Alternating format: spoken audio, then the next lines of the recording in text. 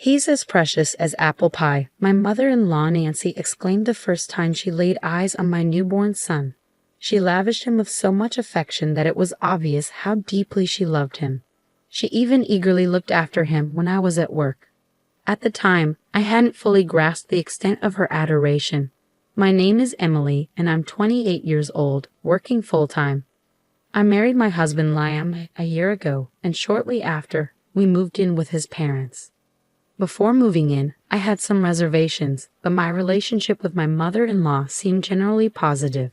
She even helped us with household chores, which was appreciated since my husband and I were both juggling busy work schedules.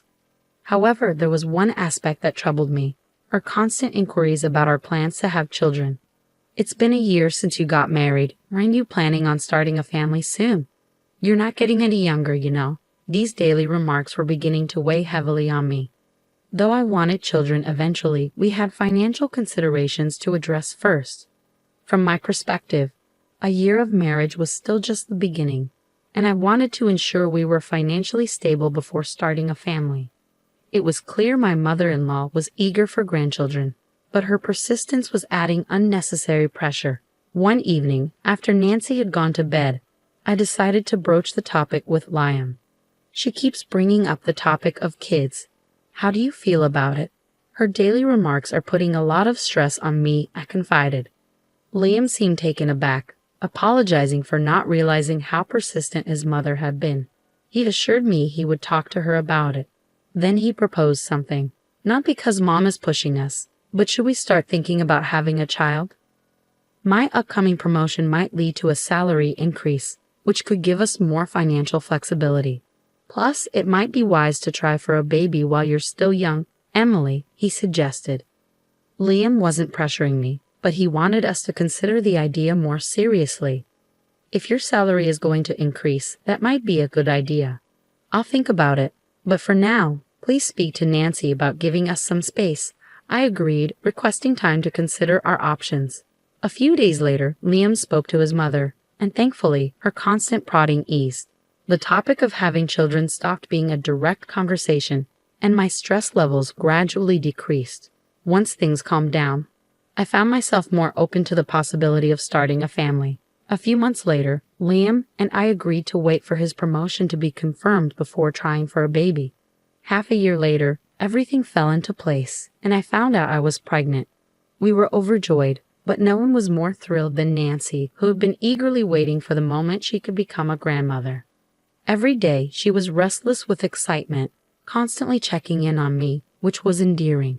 Although I hadn't appreciated her earlier impatience, I understood her eagerness to welcome a grandchild. Gradually, I found myself growing more at ease in my interactions with her.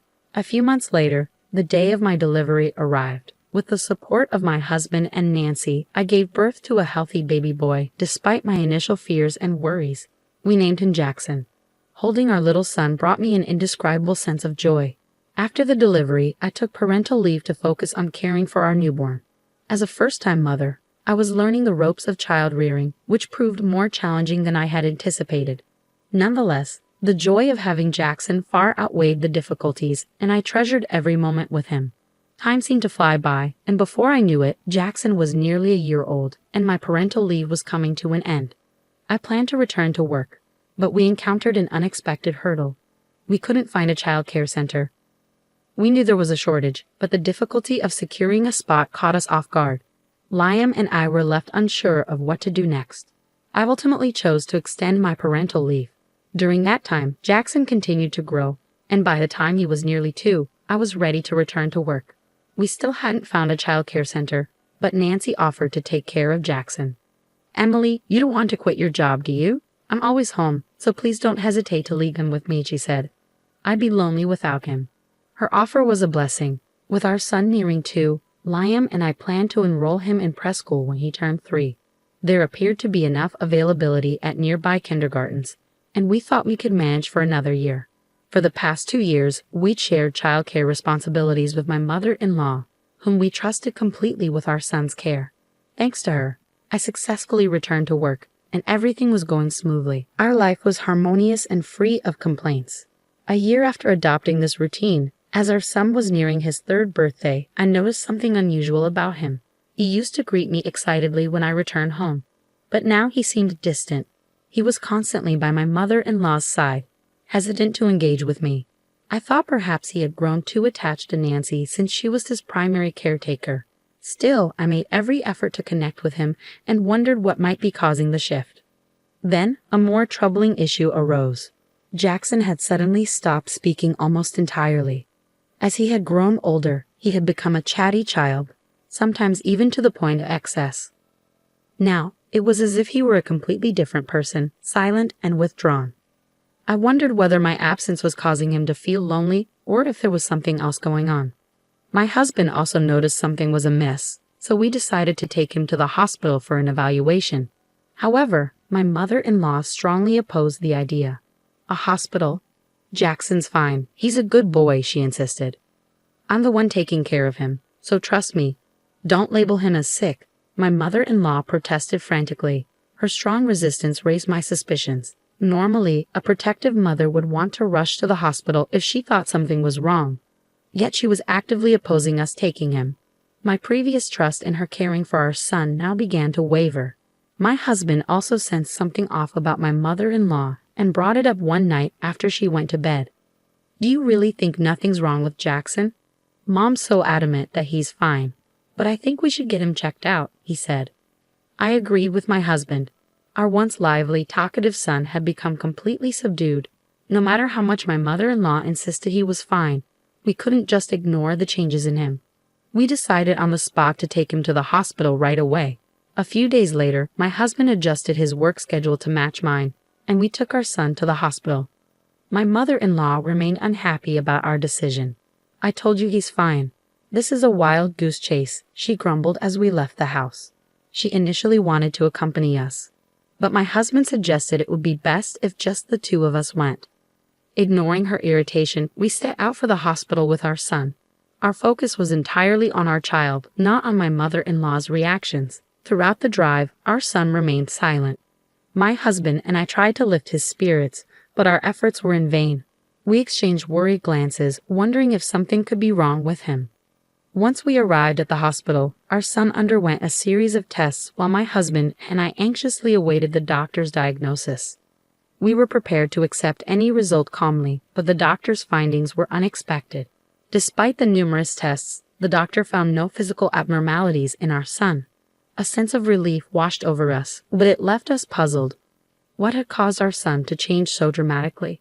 To our questions, the doctor suggested it could be something psychological. My husband and I discussed various possibilities on our way home from the hospital, but couldn't come to any definitive conclusions. As soon as we arrived home, my mother-in-law, as if lying in wait, immediately asked about the test results. When we told her there were no physical issues, she responded with a triumphant, "See, I told you so." We deliberately refrained from mentioning the possibility of a psychological aspect, knowing she would likely cause a fuss over it. From then on, my husband and I paid even closer attention to our son, keeping a watchful eye on his behavior and well-being. I made an effort to return home from work earlier than usual to spend more time with our son. My husband did the same, making an effort to converse with him more often and share activities like bath time, hoping to establish a strong bond and better communication. As we adjusted our schedules and devoted more time to our son, gradual changes began to appear. He still didn't speak much, but he started approaching me with a smile, much like he did before. My husband and I reflected on our actions, realizing we may have inadvertently made him feel lonely. I even considered the possibility of quitting my job. Then, one day after work, I arrived home to find our son eagerly waiting to greet me. Such a sight had become rare, and it filled me with joy. As I patted his head and told him to wait in the living room while I changed, my mother-in-law emerged from the living room. Just as I was about to head to the bedroom, she stopped me, saying she needed to discuss something about our son. Lately, Jackson has been showing a defiant attitude towards me. Did you say anything to him? She asked calmly, but her smile seemed strained, sending a shiver down my spine. Defiant? I haven't seen that, and I haven't said anything to him, I replied. Upon hearing my response, my mother-in-law's expression hardened, and she began to raise her voice slightly. He's been ignoring my instructions. It's absurd for him to rebel against me when I've been caring for him, she exclaimed. Her reaction left me taken aback. My mother-in-law, who had previously insisted that nothing was wrong with our son when we took him to the hospital, was now labeling him as abnormal. Her words only heightened my growing mistrust. Until now, I had entrusted my son's care to her, reassured by her apparent affection for him. But now, I questioned whether that had been a mistake. While I hadn't observed any strange behavior from her while we were home together, the uneasy feeling about my mother-in-law persisted and was hard to shake. I decided to uncover the truth on my own. After a conversation with my mother-in-law, I pulled out an old voice recorder I had used for work and discreetly set it up in the living room the next morning. Spying on my family made me uneasy, and I feared my husband might disapprove, so I kept the plan to myself. Naturally, I didn't inform my mother-in-law either, as the goal was to monitor her interactions. The following day, after returning from work, I retrieved the recorder from the living room and played back the recording in the privacy of our bedroom. What I heard was shocking. The words my mother-in-law had spoken were unimaginable. My hand trembled from the impact, and a surge of anger swept through me. I was furious with my mother-in-law and with myself for not noticing her behavior sooner. After composing myself, I contacted my husband and asked him to come home as soon as possible. I was considering leaving the house with our son. I apologized to him for recording without his consent and attached the audio file I had retrieved. After sending him the recording, I quickly returned to the living room, gathered my son, and took him to the bedroom. My mother-in-law seemed slightly irritated but didn't say anything as I settled our son down for sleep. As I waited for my husband to return home, I found solace in watching my son's peaceful sleeping face. Suddenly, I heard the sound of my husband entering the house, followed by the echo of his raised voice from the living room. "Hey, Mom, what's going on?" he exclaimed, his hurried footsteps revealing his urgency. Rushing to the living room as quietly as possible, so as not to disturb my sleeping son, I found my mother-in-law standing there, visibly taken aback by my husband's uncharacteristic anger. Attempting to calm him down, I reminded him, "Jackson is sleeping." My words seemed to bring him back to his senses, and he took a deep breath before motioning for my mother-in-law to sit in front of us. Confused, she stammered, "Wait, what's happening?" Placing the recorder in front of her, I proceeded to explain why my husband and I were upset. "Sorry, but we recorded you while you were alone with Jackson. Can you explain this to us?" I asked before pressing play on the stored audio. The room was filled with the unsettling sound of my mother-in-law's voice, uttering numerous words directed at my son. Despite the discomfort, my husband and I silently endured, allowing her to listen. "When will you understand? I am your mom. You should call me Mom, okay? That woman is not your mom, so don't get along with her, even when she comes back. You've been clinging to that woman lately, and you even welcomed her home yesterday. But you don't have to do that." To my shock, my mother-in-law was demanding that our son call her Mama, even instructing him not to get close to me, his actual mother, upon my return home. Stunned into silence, I could hardly believe what I was hearing. When I first heard the recording, I realized it explained why our son had been acting strangely. My husband listened in disbelief as he heard his mother referring to me, Emily Wright, and teaching our son that I wasn't his real mother. He confronted his mother, calm yet clearly angry. Re-listening to the recording only deepened the disturbing reality of what had been happening. "You're mistaken. It's just a game. I was trying to make things fun for him." My mother-in-law feebly defended herself. But what kind of game involved denying our son his relationship with his mother? It was appalling to think she had acted normal around us, while secretly filling our son's head with this harmful nonsense. "You called our son abnormal, but who's the abnormal one here?" My husband questioned. Our son simply wanted to be with his mother, and for that, she had labeled him as unusual. "Is this your idea of a game?" he pressed. "Do you really think such an excuse will work? Explain yourself." My usually gentle husband confronted his mother with a stern expression, demanding an explanation. Cornered, she remained silent, keeping her head down. Finally, my husband, losing patience, slammed the table. "We cannot allow someone who acts so irrationally to be near our son. We're leaving this house." Upon hearing this, my mother-in-law's demeanor changed. She quickly looked up in alarm. "Leave? What do you mean? You can't." She started apologizing profusely, realizing what our departure would mean for her life. Losing access to her grandson and our financial support would put her in a difficult position. I felt deep contempt when she only seemed concerned about her situation once her comfort was threatened. Do you think an apology can fix this? Do you understand how our 3-year-old son felt? I said, tears welling up at the thought of our son's emotional distress. My husband's eyes were red with anger and sadness as he turned his gaze on his mother. We're leaving whether you like it or not. As far as we're concerned, you're no longer family. With that, he took my hand and we went to our room to pack. We took our sleeping son and left the house. As soon as we were outside, my husband apologized for his mother's behavior, but I couldn't place all the blame on her. We should have noticed earlier and kept him away from her, I said. My husband agreed, murmuring his acknowledgement. But the decision to cut ties with my mother-in-law was one we had to make for the well-being of our son. It was clear the situation was harming him, and we needed to act. As we talked, we hailed a cab and headed for my parents' home, ready to start a new chapter for our family. Before confronting my mother-in-law, I had reached out to my parents for support, and they welcomed us warmly. At my parents' house, my husband spoke gently to our son about his grandmother and listened to his side of the story. However, as expected, our son remained silent, possibly hiding a deeper hurt. Let's give him time to talk when he's ready, we agreed, aiming to keep him calm while considering counseling for him. Jackson, I'm sorry. From now on, it will just be the 3 of us, Mom, Dad, and you.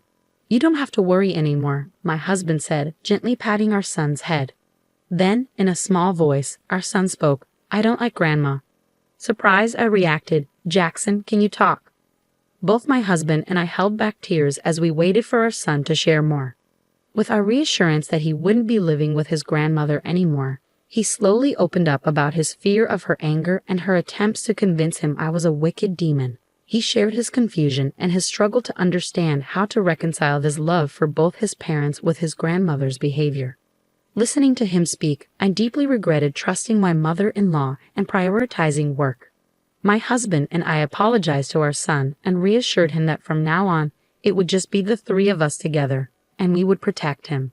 We lived with my parents until we found a new home, and without my mother-in-law's interference, our son gradually regained his cheerful self and resumed speaking normally with me. Seeing his smile return filled me with relief and gratitude. My husband regularly received messages from his mother begging us to return, but he never responded. I used the blocking feature on my phone to avoid her messages. Recently, my husband went back to his parents' house alone to retrieve our belongings. He said he completely ignored his mother, who cried like a child. Even seeing her in such a state, I felt no sympathy. My husband declared that protecting our family was his priority, and he would not tolerate anyone, even family, causing us harm. I was deeply grateful for his quick actions to protect our son. Living with my precious family is my greatest happiness. Eventually, my husband severed all contact with his mother, and we moved to a new home. We arranged with a relative to notify us if anything happens to her, and according to them, she's become increasingly depressed, spending her days alone in her large house. Meanwhile, we moved to a secure condominium and began our new life.